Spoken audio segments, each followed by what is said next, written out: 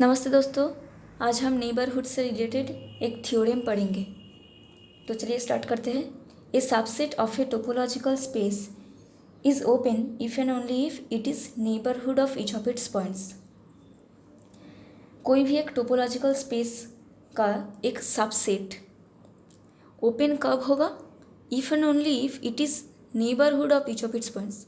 अगर वो सबसेट उसके हर एक पॉइंट का नेबरहुड है तब। मतलब मान लीजिए कोई भी एक सबसेट ए है, ए सबसेट ऑफ एक्स कोई भी एक टोपोलॉजिकल स्पेस है एक्स को टाउ। तो ये सेट ए को हम ओपन कब कहेंगे? जब हर एक पॉइंट एक्स बिलोंग्स टू ए के हर एक पॉइंट के लिए ए नेबरहुड होगा उस पॉइंट का। मतलब मान लीजिए अगर एक्स कोई भी एक पॉइंट है ए का, तो ये सेट ए एक्स का नेबरहुड होगा। A is a neighbourhood of x.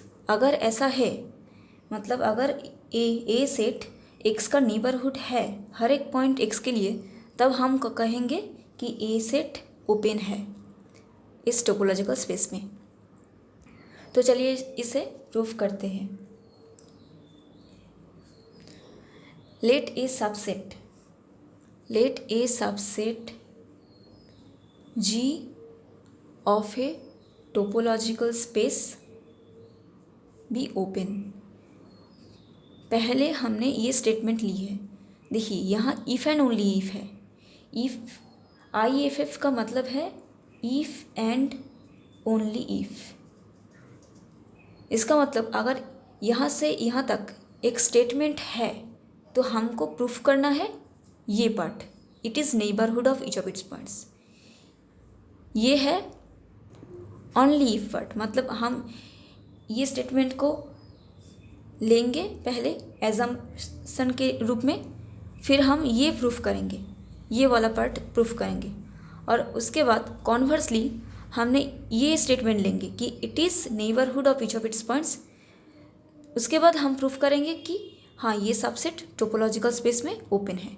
तो पहले हमने ये एजम्पशन को चूज़ किया है कि let a subset G of a topological space be open. मतलब हमने ये स्टेटमेंट चूज़ किए है, तो हमको प्रूफ करना है कि ये जो सबसेट है ये नेबरहुड होगा हर एक पॉइंट का। G is neighbourhood of each of its points. हम ये प्रूफ करेंगे, ठीक है। So let a subset G of a topological space be open. हमने एक सबसेट चूज़ की है कि G ये सबसेट है किसी भी टोपोलॉजिकल स्पेस का, और ये क्या है? ओपन है। G is open. Then for every x belongs to G subset of G। अब देखिए G के हर एक पॉइंट x के लिए हम ऐसा लिख सकते हैं, क्योंकि x belongs to G subset of G तो खुद का सबसेट है। क्योंकि कोई भी सबसेट वो किसका सबसेट होता है? पहले वो खुद का ही सबसेट होता है ना। मतलब वो कोई भी सबसेट किसी और सेट का सबसेट हो ना हो, लेकिन वो खुद का हमेशा ही सबसेट होता है। तो हम ये G सेट को ऐसे लिख सकते हैं कि हर एक पॉइंट x के लिए x belongs to G subset of G। तो अब ये G क्या है? ये G इज़ ओपन। हमने ऐसा चूज़ की है पहले, let a subset G of a topological space be open. तो ये क्या है? ये ओपन है। ये टोपोलॉजिकल स्पेस में, कोई भी एक टोपोलॉजिकल स्पेस में ये ओपन है। तो अगर ये ओपन है और ये क्या है? ये इसका सुपर सेट है। G क्या है? G इस ओपन सेट G का सुपर सेट भी है। तो ये तो नेबरहुड का डेफिनेशन है। किसी भी पॉइंट का नेबरहुड का डेफिनेशन क्या था? किसी भी पॉइंट का नेबरहुड उस पॉइंट को कंटेन करने वाला कोई भी ओपन सेट का सुपर सेट होता है ना। तो G एक सुपर सेट है G का, और G ओपन है खुद। तो ये G क्या होगा? G is a neighbourhood of x। यहाँ x क्या था? x कोई भी एक पॉइंट था। फॉर एवरी x, मतलब x यहाँ आर्बिट्ररी है। तो आर्बिट्ररी एलिमेंट ऑफ जी के लिए जी क्या है, उसका नेबरहुड है। तो जी हर एक पॉइंट एक्स का नेबरहुड है, मतलब जी उसके हर एक पॉइंट एक्स का नेबरहुड है। तो ये प्रूफ हो गया कि G is a neighbourhood of each of its points. तो अगर जी ओपन है तो जी उसके हर एक पॉइंट का नेबरहुड भी होगा। ये प्रूफ हो गया। अब हम इसका कॉन्वर्स प्रूफ करेंगे, मतलब हम मान के चलेंगे कि कोई भी सेट जी नेबरहुड है, उसके हर एक पॉइंट का हमको दिखाना है कि वो सेट ओपन होगा। So conversely let G be a neighbourhood of each of its points.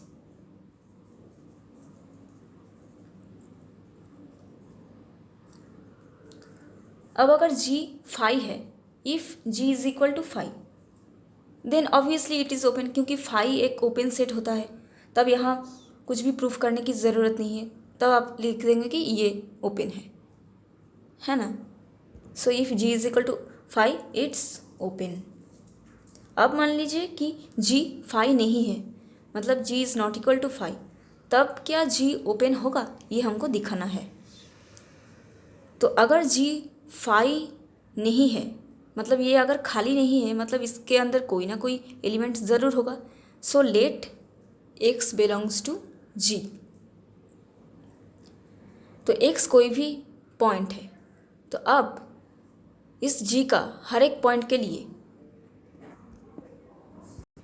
क्या मिलेगा, एक ओपन सेट मिलेगा। क्यों मिलेगा, देखिए g क्या है, g नेबरहुड है इसके हर एक पॉइंट का। तो अगर x g का मेंबर है तो ये g क्या होगा, g इज़ अ नेबरहुड होगा, नेबरहुड ऑफ x होगा।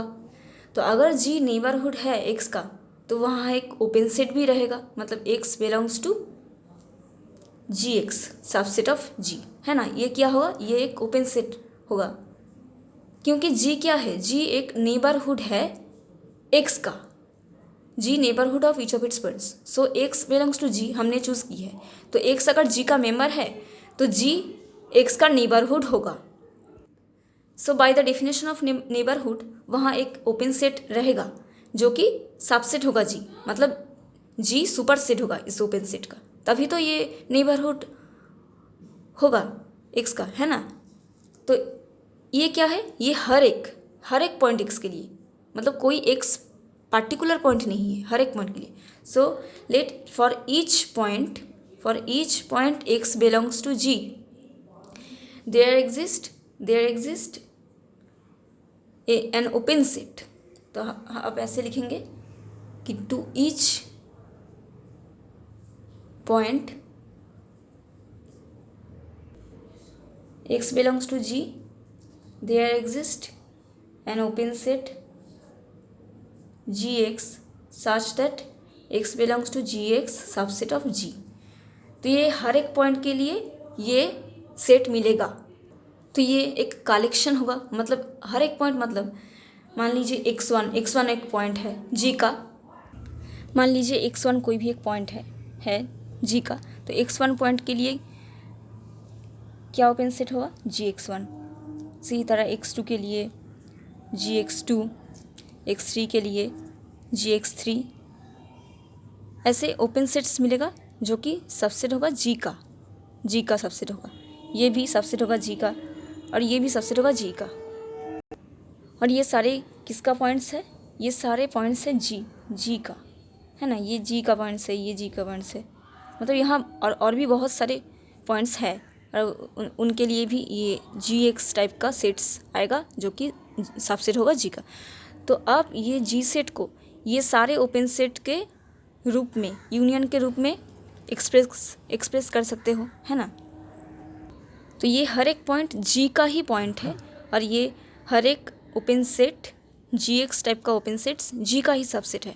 इसलिए आप g को ऐसे लिख सकते हैं कि g is equal to union of these gx set for x belongs to g। हर एक पॉइंट x के लिए जो gx ओपन सेट मिलेगा, इनके यूनियन के रूप में आप जी को लिख सकते हैं। तो ये हर एक जी एक सेट क्या है, ओपन सेट है। तो union of this all open sets will also be open, है ना। तो ये जी क्या होगा, ओपन होगा।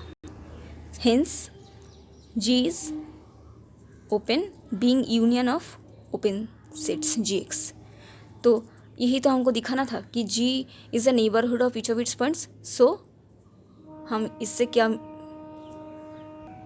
प्रूफ किया कि जी ओपन है, यही हमको दिखाना था। तो ये थ्योरम प्रूफ हो गई।